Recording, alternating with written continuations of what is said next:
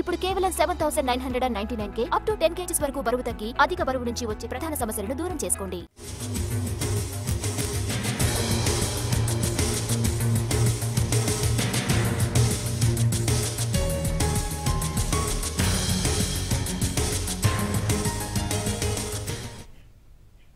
Cabinet విస్తరణలో తమకు అవకాశం కల్పించాలంటున్నారు తెలంగాణ కాంగ్రెస్లోని మాదిగ సామాజిక వర్గం ఎమ్మెల్యేలు. తెలంగాణ కాంగ్రెస్ వ్యవహారాల ఇన్ఛార్జ్ మీనాక్షి నటరాజన్తో ఎమ్మెల్యేలు సమావేశమయ్యారు. కేబినెట్లో మాదిగలకు అవకాశం ఇవ్వాలని విజ్ఞప్తి చేశారు.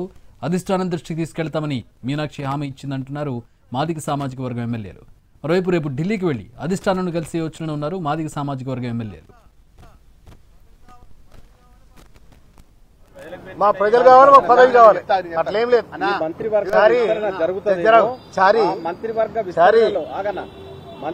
విస్తరణ జరుగుతుందేమో. జరిగిన తర్వాత మాదిగల నాయకుడు ఉంటే మాదిగల నాయకుని తరఫున ఓన్ చేసుకొని పెడదామన్న ఆలోచనలో మేము ఈ రోజు మాదిగ ఎమ్మెల్యేలు ఉన్నాం. తప్పకుండా ఇస్తారని ఆశిస్తా ఉన్నాం. పెట్టకపోయినా మేము ఆల్రెడీ అభినందించినాం. ప్రజల్లో వారి వారి నియోజకవర్గాల్లో వారి వారి జిల్లాలో ఆల్రెడీ మేము ఉత్సవాలు జరుపుకున్నాం. 5-10 లక్షల మందితోని ఒక భారీ బహిరంగ సభ ఏర్పాటు చేసి దాని కార్యాచరణను కూడా చేసినాం. ఊర్లు తిరిగి జిల్లాలు తిరిగి అందరినీ కూడా సమాయత్తం చేసి ఈ ప్రణాళిక ఉన్నది. ముఖ్యంగా ఆ 3 నెలల లోపల ఎమ్మెల్సీ ఎలక్షన్ రావడం వల్ల ఇది పోస్ట్ పోన్ అయిందే గాని మేము ఎప్పుడు కాంగ్రెస్ పార్టీ గాని చేసినటువంటి ముఖ్యమంత్రి రేవంత్ రెడ్డి గాని మాదిగలందరూ ఆయనను దైవంగా భావించే మాదిగలందరూ ఎల్లప్పుడూ జీవితాంతం కృతజ్ఞతగా ఉంటాం. త్వరలోనే మీరు భారీ బహిరంగ సభ 10 లక్షల మందితో చేయడం పరేడ్ గ్రౌండ్ లో చూస్తారు.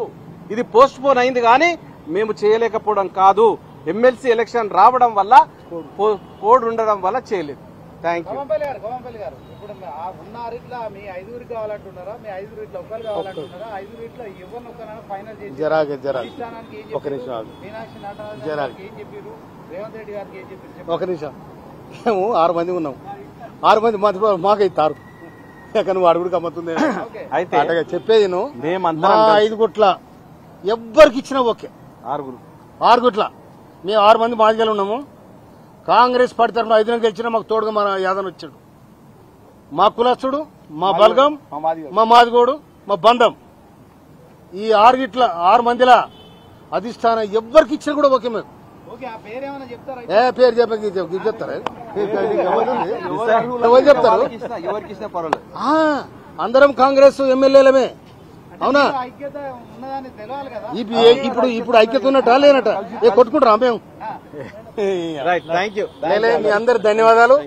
ఏం కాదు, మా దాంట్లో ఎవరికి వచ్చినా కూడా మా సమాజం కూడా చాలా గౌరవిస్తుంది. పత్రికలు, ప్రింట్ మీడియా, ఎలక్ట్రానిక్ మీడియా కూడా మాకు సహకరించాలి. నమస్కారం.